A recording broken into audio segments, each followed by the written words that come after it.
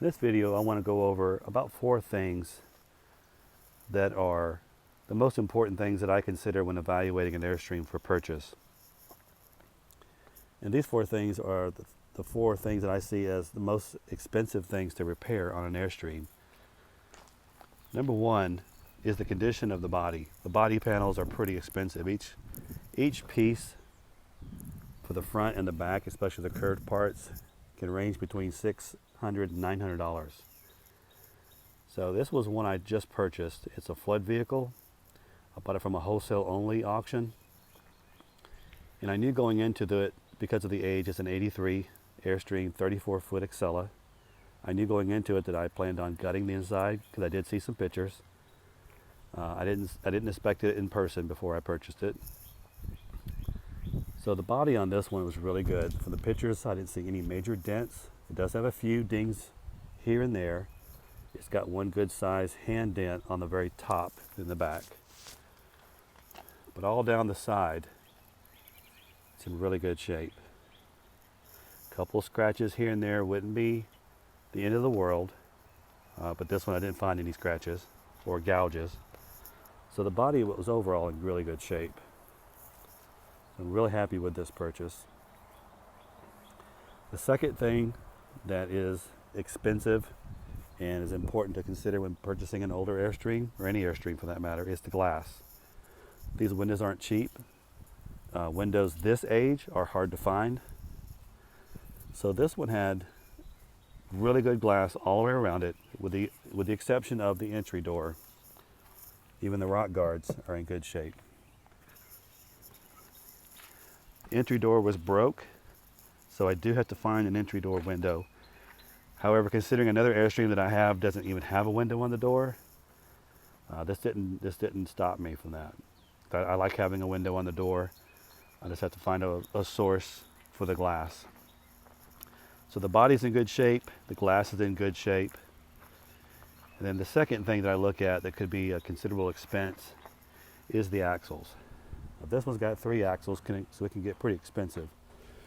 What I'm looking for is to make sure that the line from the wheel well to the line, imaginary line across the top of the rims where the metal is, what you like to have is ideally at least 6 inches. This tells me that the axle still has a certain angle coming down, lifting the Airstream off the ground, and hopefully more than likely the rubber inside these torsion axles hasn't hardened. So there is still some shock absorption. Some axles you'll see Airstream sitting where the top of the line of the wheel well is either at the top of the rims or even below. At the very least, those axles have let the Airstream sink. It sits much lower. When you're towing it and you're trying to go in certain driveways, it may bottom out in the back. But certainly it's going to tell me that the rubber has hardened, so there's no shock absorption. If you ever hauled an Airstream or anything like that, or if you can just imagine, when you get to your destination, a lot of things have been moved, doors have opened, things are in the floor. That means it was a very hard ride inside. So having some shock absorption on your axles is important. The fourth thing that is important when I look at an Airstream to purchase is the frame. And this depends largely on your ability of doing repairs and renovation on Airstreams. Some people like to do a complete frame off restoration and have the frame completely redone. In that case, the frame not be as big a deal. For those of us who like to do as little as possible to the frame, to me this is important to find a frame that does not have any rust, that has rusted through entirely. Now the back area of Airstreams, it's very common to see rust in this area. What I'm looking for back here is hopefully that there's not any rust where it has rusted through. So you've got some pitting, which I would expect with an Airstream this age, because this area seems to hold water very well back here. But there's no actual holes where the rust has gone through. Underneath, the Airstream looks really good. It has some surface rust on there, but nothing to this level. And again, this holds moisture back here anyway.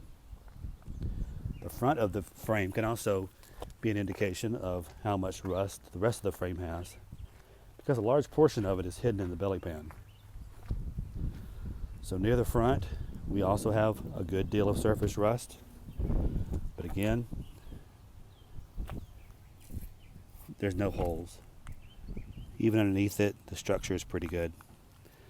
So far, I'm in the camp of thinking that this frame is in good shape. Won't know until I start doing a total renovation on the inside and pulling up the subfloor, because what can get to the rust or can get to the frame inside and cause severe rust that can't be seen is leaks. If the Airstream is leaking on the inside, you'll know that because there'll be a rotted subfloor, and underneath that subfloor is usually going to be a frame that is completely rusted through. And again, depending on how much experience and how much you want to get into an Airstream in the renovation, that may not be a deal killer for you. Now, this body does have a dent. I told you that was one of the first things I look at. And it does have a dent right there. This is a good hand-sized dent. It's kind of a shallow dent. And what I have found works well with these types of dents is a pneumatic dent puller. That's what this tool is right here. I hook this up to an air compressor, and when I put the front of it on top of the dent, it creates an airtight seal, and it's actually creating suction. I then move the handle back, and a lot of that dent will pop out. That's the worst of this entire body. There's a few little tiny dings here and there, but there's no major body damage anywhere. So all in all, I'm real happy with this purchase. Beyond those four things to look at, you can look at the awnings. This one has 5 awnings. All the awnings are in really good shape. I've already checked them. And the air conditioner seems to be a recent replacement. It doesn't look like the original air conditioner.